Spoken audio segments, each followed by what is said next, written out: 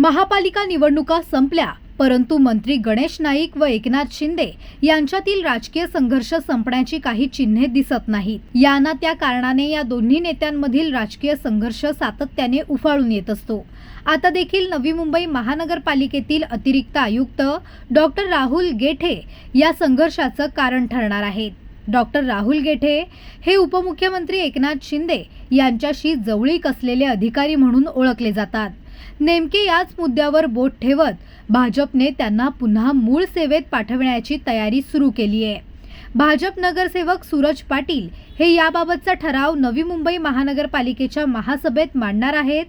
प्रतिनियुक्तीवरील पदावर संबंधित अधिकाऱ्याचे कायम समावेशन करण्यावर त्यांनी मोठा आक्षेप घेतला आहे। शासन नियम म्हणजे नगरविकास खात्याचा जी नियमावली आहे, प्रतिनियुक्तीवर आलेला अधिकारी हा एक कालावधीसाठी येतो आणि पुन्हा तो कालावधी संपल्यावर परत जात असतो।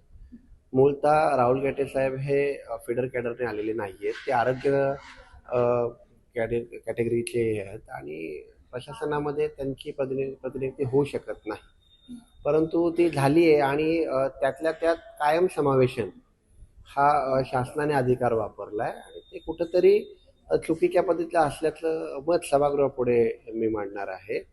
आणि त्यामुळं पुनश्च त्यांना त्यांच्या विभागात, कारण कसं राहुल गेठे साहेब हे आदरणीय तत्कालीन मुख्यमंत्र्यांचे ओएलटी राहिलेले आहेत, आताच्या उपमुख्यमंत्र्यांचे ओएलटी आहेत, म्हणजे त्यांचं व्यापक कार्य आहे। ते नवी मुंबईसारख्या कुठं छोट्या क्षेत्रात कार्यरत आहे, मोठ्या क्षेत्रात महाराष्ट्रभरात कार्यरत आहेत। त्यामुळं त्यांना त्यांच्या मूळ जागी परत पाठवून नये आणि इतर दुसरा अधिकारी फीडर कॅडरचा जो नियमावलीत बसेल असा अधिकारी शासनाकडून येईल। इथं दोन्ही ठिकाणी काम करतात। प्रश्न परत तुम्हाला सांगतो, पत्रकार आहात तुम्ही, तुम्हाला उद्या मी ऑपरेशन थिएटरमध्ये पाठवला डॉक्टर म्हणून तर चालेल का? तुमचं फीडर काय, तुमची क्षमता, तुमचं शैक्षणिक पात्रता काय आहे? ते डॉक्टर आहेत, त्यांनी डॉक्टर आहेत तर आरोग्य विभागात किंवा हॉस्पिटलला त्यांची नियुक्ती पाहिजे। प्रशासन ह्याच्यात नाही, हे नगरविकास खातं सांगतं। नगरविकास खात्याचा GR जो आहे, नियमावली आहे, त्यानुसार तांत्रिक असलेला माणूस हा प्रशासनात येऊ शकत नाही। आम्ही नियमावलीचंच सांगतोय, आम्ही काय आमच्या मनात सांगत नाही। त्यामुळे इथं काही कुठं विरोधक आणि सत्ताधारी हा प्रकार नाही।